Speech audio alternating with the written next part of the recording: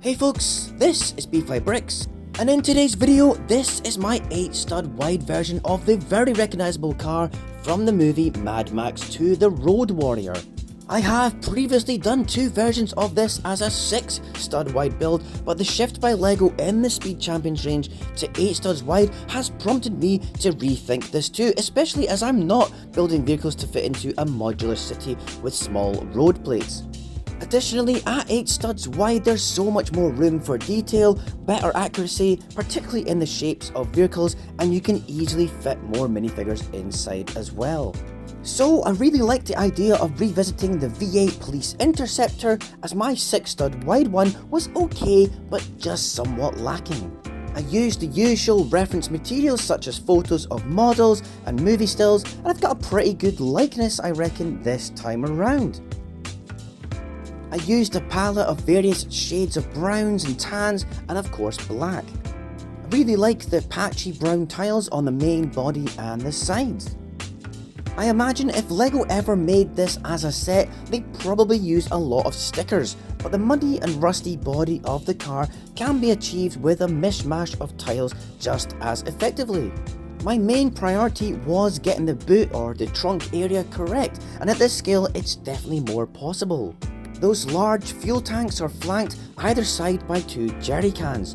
I did them in sand green, as if they were black you just wouldn't see them, and I think the sand green works really well here. There's also 2 suitcases, tools and a chained spare tyre on the top.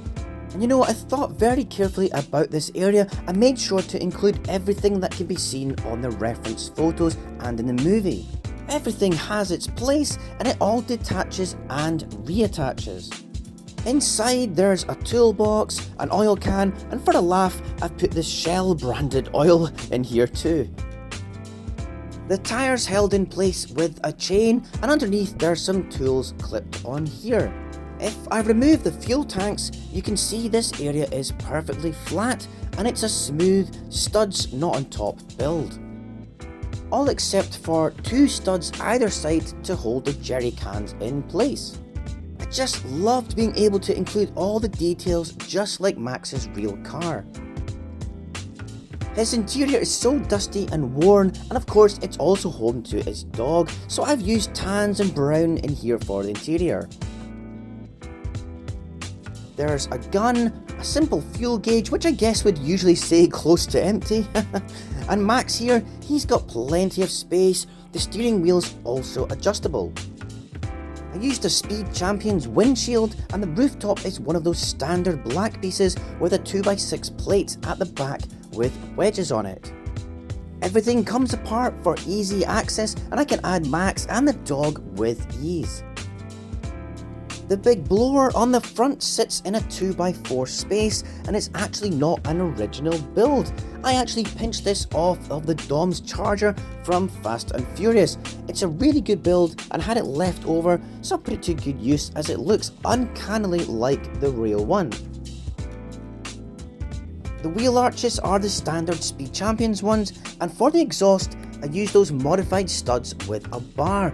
Put them on one of those side stud plates and it looks spot on.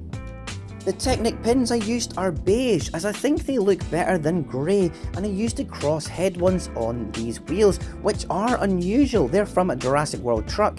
Most wheels like this have a round pin attachment, but these have a cross.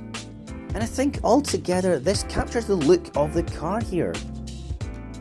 Around the back it has a slightly higher axle, well, 1 stud difference. And under here I've smoothed it off with curved pieces. It just gives this section a more finished appearance, and I don't like anti-studs on show if I can avoid it. This whole section is done using plates reversed, which is done using studs not on top bricks. The back looks pretty good from up top, but now let's move on to the front section. It definitely has a long sloped appearance with a wedge shaped nose. So this is all done very simply with slopes on the top and studs on side bricks underneath. Some wedges on an 8-stud long plate for the lights, and the bit underneath is done with tiles attached to another bunch of studs on side bricks.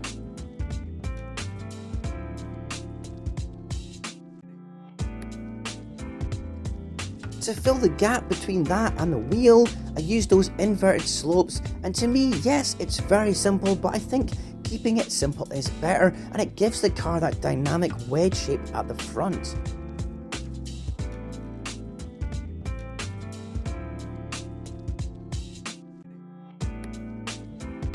The side skirting is wedges on studs on side panels.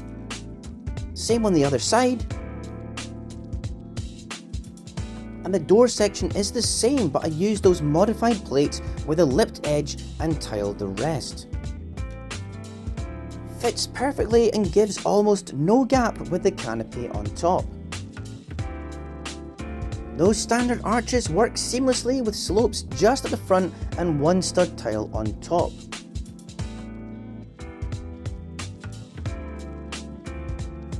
To give you a sense of scale here it is next to the 60s Batmobile and then next to the old 6-stud wide-speed Champions. The old ones were great, but there's just no contest in how much detail and shaping you can achieve with the 8-stud wide builds. I love this Batmobile. It's one of the few LEGO sets I have which I just can't find any way to improve. They got everything right, and that's why 8 studs wide is so good. There's so much more options for detail. I wish they'd make stands like this one with more of the next speed Champions builds. I think a lot of people display them, and I'd love to have a Mad Max one for this as well. So I'm super happy with this one. It's pretty accurate and it does everything it needs to do. There's all the playability of the interior space and all the fuel tanks etc. in the back. The engine parts move too, and looking back at the reference material, I think the accuracy is spot on. I'll definitely be happy to bring this along as part of my next display at the various brick shows I'm doing this year. So I don't do instructions, but I do hope I've gone into enough detail to show you how it's done, and if you want to recreate your own version, you can just pause sections of the video to see how it is. Anyways, thanks so much for watching until the end. Please do give the video a thumbs up if you liked the mock, and I'll catch you in the next video. Bye!